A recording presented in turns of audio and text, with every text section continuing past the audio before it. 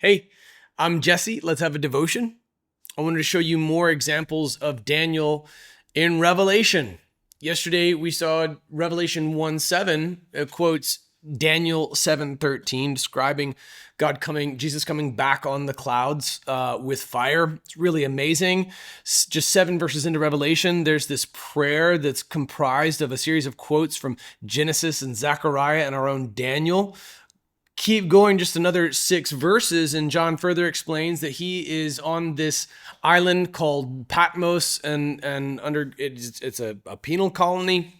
He's there under, I think, as a Domitian, and while he's there, he receives this vision, this revelation of Jesus Christ, which has been given to the Son by the Father to be given via his angels to people like John. John explains that he's on Patmos and that he's heard a voice, and the voice has told him to send this letter to the churches at Ephesus, Smyrna, Pergamum, Thyatira, Sardis, Philadelphia, and Laodicea. And he turns to see whose voice it is. And that brings us to verse 12. Then I turned to see whose voice it was that spoke to me. When I turned, I saw 7 golden lampstands. And among the lampstands was one like the Son of Man, dressed in a robe with a golden sash wrapped around his chest. The hair of his head was white as wool, white as snow, and his eyes like a fiery flame. I don't care who you are, that's just amazing. It's absolutely amazing.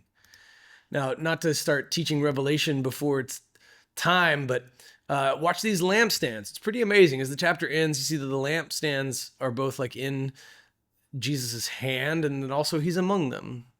He is both among his churches and he holds his churches. It's like impossible to illustrate, but it's described in this text this way.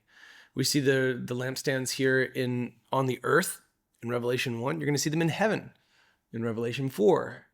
And here it is, Son of Man. Verse 13, it's reference to the prophetic title given to Jesus by our own current study, Daniel.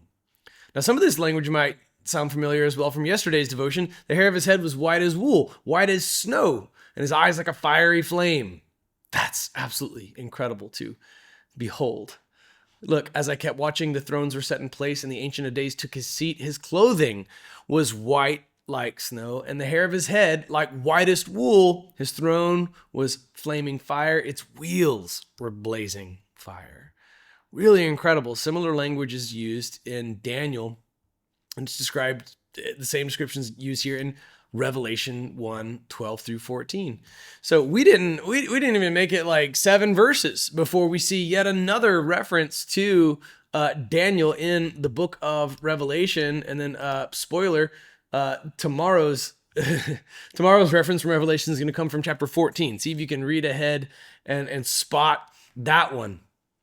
Daniel and John were different men at different times. They'd never met. Daniel was long dead and in glory. I've been to a tomb that is supposed to hold the hand of Daniel, and it is an alarming number of feet long. Stay tuned for a photo on that, an explanation for why there is like the longest coffin I've ever seen, all supposed to hold the hand of Daniel. So I've been to what may or may not be the tomb of part of Daniel. I know Daniel's dead. And John came long after, centuries and centuries later, but they both describe God the same way. And John's revelation, Jesus Christ, that he receives from Jesus, that Jesus receives from the Father, aligns with what Daniel foretold centuries before even the birth of Christ. So behold the cohesiveness of Scripture from Daniel to the final book of the Bible.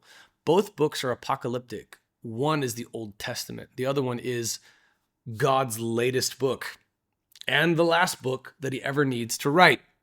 All right, for more clarity on why that's the case, continue with us through Daniel and go straight on through Revelation, and you'll see why Revelation is the last book God ever will right? It already describes the eternal future. There's nothing that could possibly come after it.